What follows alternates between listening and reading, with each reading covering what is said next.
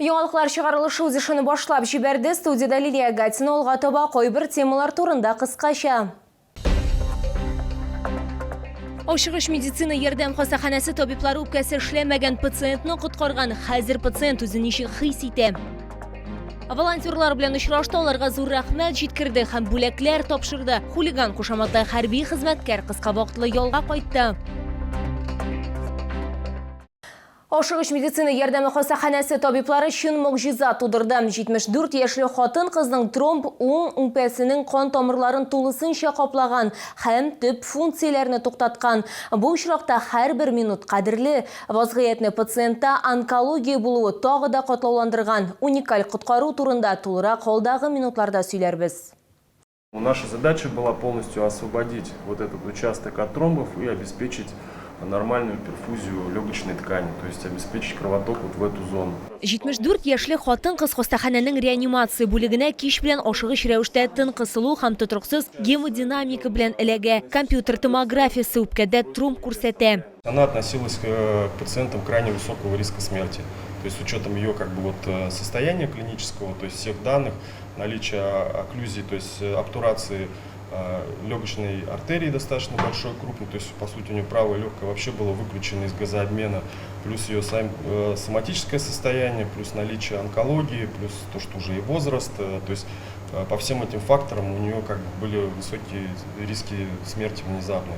Шуңа да стандарт терапия кулланып булмый, кан китү куркынычы зур була. Табибларның мультидисциплинар командасы ашыгыч операция уздыру турында карар кабул итә. Киңәшләшү өчен алар Уфадан үпкә артериясе тромбоэмболиясын дәвалау үзәге белгечләре белән телепрокторин ярдәмендә элемтәгә керә. Операция белгечләренең онлайн җитәкчелегендә уза, бу төбәк клиникасында алдынгы технологияны кертергә мөмкинлек бирә. Мы можем сейчас оперативно подключаться к интернету, подключать видеосвязь. Мы можем мобильными быть в условиях нахождения в операционной. Она вот так вот устанавливается, на голову вешается, и от первого лица, по сути, мы можем показывать все, что происходит, то есть показывать руки хирурга, то есть операционный стол, мы можем показывать то, что происходит на экране, то, что происходит у нас в моменте анестезиологического пособия. Бу алымның асылы шунда, махсус микрокатетер турыдан-туры тромбка үткәрелә. Җайланма бер үк вакытта дару тромболитикның микродозаларын бирә һәм әз куәтле ультратавыш дулкыннарын чыгара. Алар куе структураны тарката һәм аның ируын тизләтә. Бу кан китү куркынычы минималь булганда нәтиҗәгә ирешергә мөмкинлек бирә. Ближе к ночи у нее нормализовалась клинически она уже лучше себя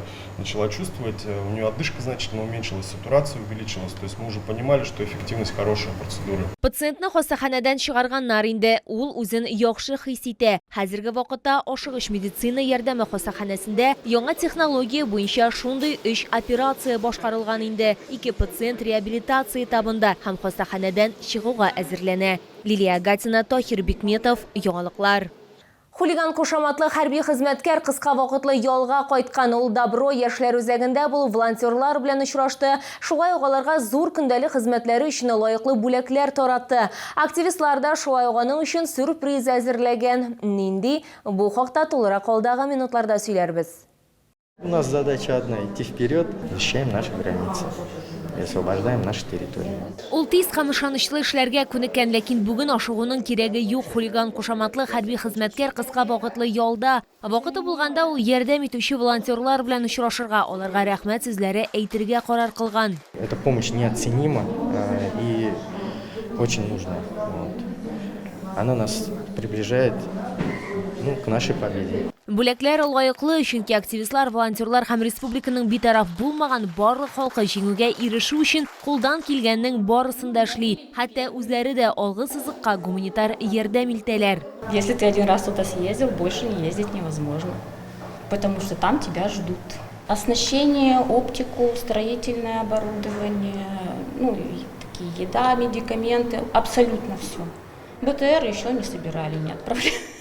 Надо будет, соберем, отправим. Бөтен республикадан килгән волонтерлар хулиган исемле сугышчы өчен чиратагы гуманитар ярдәм әзерләгән. Бу әзер ашлар, үлән чәйләр, тәмтумнар, медикаментлар, кием-салым, гигиена чаралары һәм башкалар. Всем огромное спасибо за помощь. Без населения Без друзей, без коллег мы бы этого ничего не смогли бы сделать. Спасибо также нашим бойцам, хочется сказать, за это, их невозможные их подвиги. За невозможно их не подвиг, рискуют жизнью. Спасибо большое за наши спокойные ночи, за наши спокойные дни. Моннан тыш алар алгысызлыкта сугышчан бурычларны үтәү өчен алыштыргысыз техника, мотоцикл тапшырдылар. Вот мы передаем мотоцикл, который собрали силами нашего сельского поселения. Огромное спасибо всем жителям, кто помогал в сборах. Всем неравнодушным. Победа будет за нами. Йол вакыты бик тиз уза. Безнең материал эфирга чыккан вакытта инде хулиган кушаматлы сугышчы янәдән тасма артына барып җитте. Лилия Гатина, Тахир Бикметов, яңалыклар. Матур тәмле һәм хуш исле солнышко тернәкләндерү үзәгендә хәрбиләр өчен киптерелгән җимешләр әзерлиләр. Җимешләр учреждение ишек алдында үсә, ә волонтерлар аны тәмле итеп киптерә. Файдалы сыйны ничек әзерләүләре турында хәбәрчебез белеште.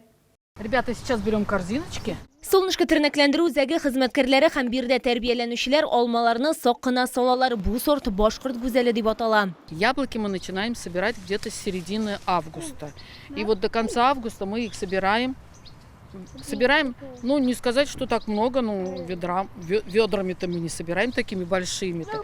Но нам хватает, чтобы насушить солдатам. На СВО отправляем. Мы сегодня собрали много яблок, они очень вкусные, солдаты понравятся. Тернәкләндерү үзәге ишек алдында барлыгы 8 алмагач һәм 10 груш агачы үсә. Алар солнышко тернәкләндерү үзәге ачылыр алдыннан 2001 елда утыртылган. Җыелган җимешләрне түгәрәкләп һәм ярым түгәрәк ясап турыйлар. Елена Гаврилина һәм аның улы Сергей гуманитар ярдәм җыюда даими рәвештә катнашалар. Шьем чебурашки, собираем материал, даже размещали информацию, что если приносите материал, чебурашку дарим. Поэтому очень много заинтересовываются всегда. Вот, если просят что-то, например, чаи собрать, травки собираем обязательно. Пакетики одноразовые тоже закупаем, ну, для одноразовой заварки для чая. Лапшу сушим, лапшу режем. Туралган груша һәм алмаларны савытка тезәләр һәм киптерергә куялар. После нарезки яблок мы помещаем в сушильный аппарат, где яблоки груши сушатся 6-7 часов. После чего мы их вакуумируем и отправляем посылкой. Башта педагогларның берсе җимешләрне үзенең өендә киптергән, аннары банкаларны махсус операция зонасына җибәргән. Соңрак бу эшкә үзәкнең башка хезмәткәрләре дә кушыла. Хәзер алар бергәләп хәрби хезмәткәрләр өчен тәмле бүләкләр әзерли. Груши и яблоки мы отправляем второй сезон и получаем в ответ положительные видеоотзывы. Им очень это нравится. Они пополняют свой организм витаминами. Киптерелгән җимешләрне, шулай ук тукмачны һәм фиточәйләрне, чебурашкаларны якын арада без бергә волонтерлык үзәгенә тапшырачаклар. Лилия Гатина, Лейсан Габдрашитова, Фәнис Иксанов, яңалыклар. Бу сезгә җиткерәсе соңгы мәгълүматыбыз иде. Мин Лилия Гатина сезнең белән сау булашам һәм яр чалыбызны 400 еллык юбилее белән котлыйм.